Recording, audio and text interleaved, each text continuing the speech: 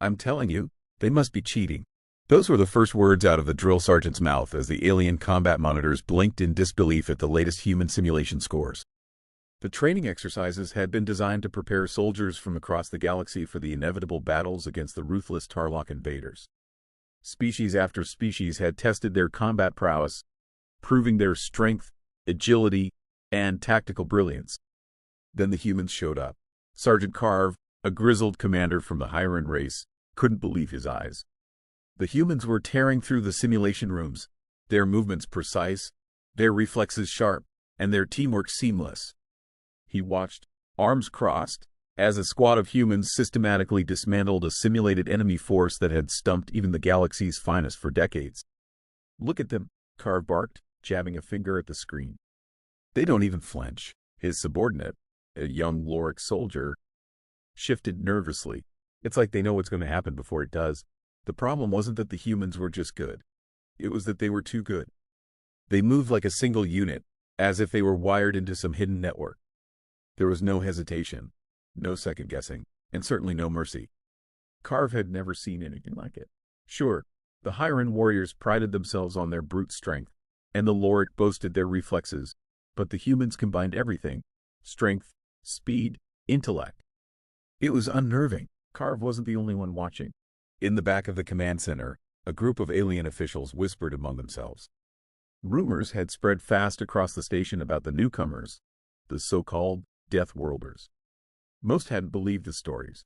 After all, Earth was classified as a Level 9 death world, but they assumed that was just a bureaucratic exaggeration. How bad could a planet really be? Why do they call them Deathworlders? Anyway, the Lorik muttered under his breath, glancing sideways at Carve. "Because they survive what kills the rest of us," Carve replied darkly. "Apparently, their planet tries to kill them on a daily basis. Disease, predators, natural disasters, you name it. And now, look at them." On the screen, the humans were finishing the last of the simulated enemy units with brutal efficiency. One of the soldiers, a man named Carter, was leading the charge. He moved like a predator, sliding between cover, firing bursts of laser fire with pinpoint accuracy, and directing his team with quick, clear commands. They responded instantly, no one questioning his orders, no one pausing to think twice. Carve felt his claws twitch in irritation. They're acting like this is nothing. This was supposed to be a challenge. Maybe it's too easy for them, the Lorik offered, shrugging. After all, they're used to fighting on a planet where everything wants them dead. The simulation room erupted into cheers as the humans completed the course in record time, shattering the previous high score by a ridiculous margin. The alien officers in the room exchanged uneasy glances. This wasn't supposed to happen. The humans were supposed to be rookies, new to the galactic scene. They were supposed to struggle, to learn, but instead, they were dominating. As the simulation ended and the humans exited the room, their faces calm and unreadable, Carve found himself glaring at them from across the control room. He couldn't let this go unanswered. His pride, and the pride of his people, was on the line. "They think they've won," he growled to the Lorik, "but they haven't faced us yet." Carve had seen plenty of battles in his time, and while he respected skill, he also believed in the superiority of his kind. The Hyran were renowned for their unmatched strength and resilience, and while the humans might have some tricks up their sleeves, Carve was determined to show them that brute force still ruled the battlefield. Hours later, the next phase of the training commenced. This time, it wasn't a simulation. It was live combat, and Carve's Hyran warriors were chosen to face off against the human team. Word of the upcoming match spread like wildfire through the station, and soon enough, a crowd of spectators gathered in the observation deck. As the humans geared up in their sleek, minimalist armor, Carve and his soldiers prepared in their own way, bulking up on combat stimulants and donning their heavy, intimidating suits. He could see the determination in his men's eyes, each of them itching to put the Deathworlders in their place. The arena was simple, an urban warfare environment set up with towering structures, debris, and obstacles for cover. The perfect setting for a bloody, brutal fight. Carve grinned. This was his element. He would break them here, show them what it meant to face a real warrior. But when the signal sounded and the battle began, Carve's confidence started to crumble. The humans were fast, too fast. They were everywhere at once, moving through the ruins with terrifying precision. His Hiren warriors, lumbering in their massive suits, struggled to keep up. They fired shots, but the humans danced out of the way, slipping between cover and firing back with calculated precision. It wasn't long before Carve realized the truth.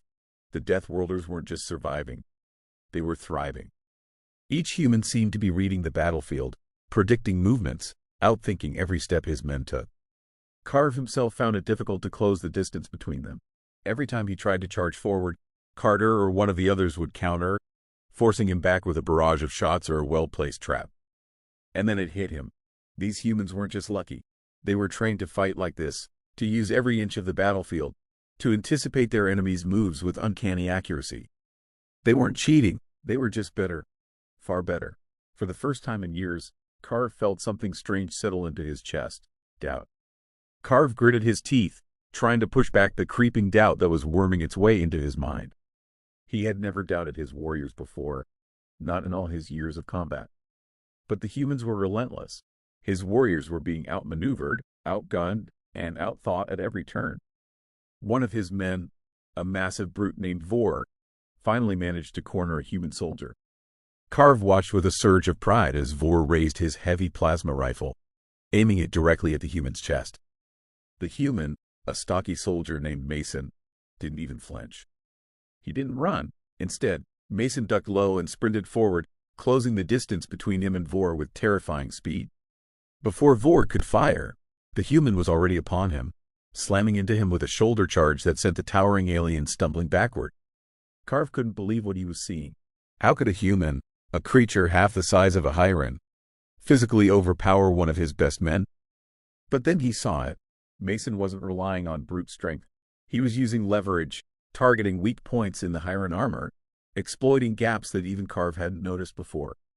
Vor tried to recover, swinging a massive fist at the human. But Mason ducked under the blow, twisting the plasma rifle out of Vor's grip and turning it against him in one fluid motion. A single shot, and the Hiren warrior crumpled to the ground, the armor sizzling from the blast.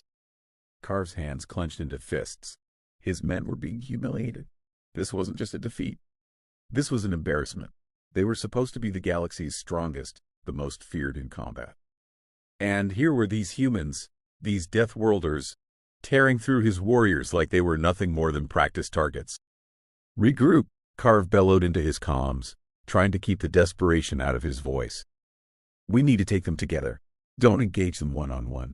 His warriors scrambled to follow his orders, but it was too late.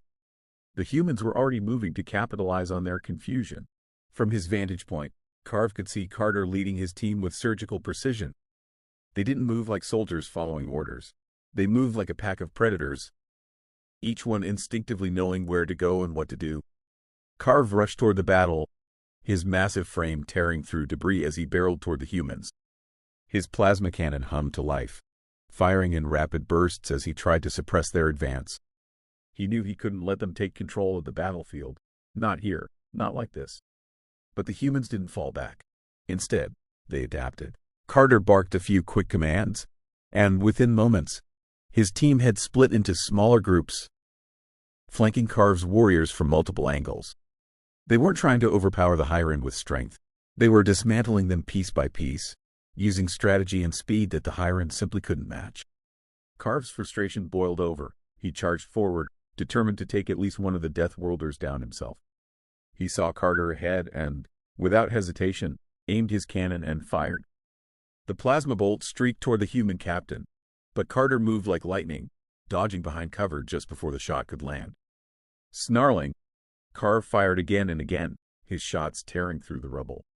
But Carter was already gone, moving with an agility that seemed impossible for someone in combat armor. Carve was left standing alone, his breaths coming in ragged bursts, his plasma cannon overheating from the rapid fire. And then, in the silence that followed, he heard it, a voice behind him. "You're not bad," Carter said, his tone calm, almost casual. "But you're predictable." Carve spun around, but it was too late. Carter moved faster than he could react, delivering a swift, precise blow that sent Carve crashing to the ground. As the Hiren commander struggled to rise, he found himself staring up at the barrel of Carter's weapon. The fight was over.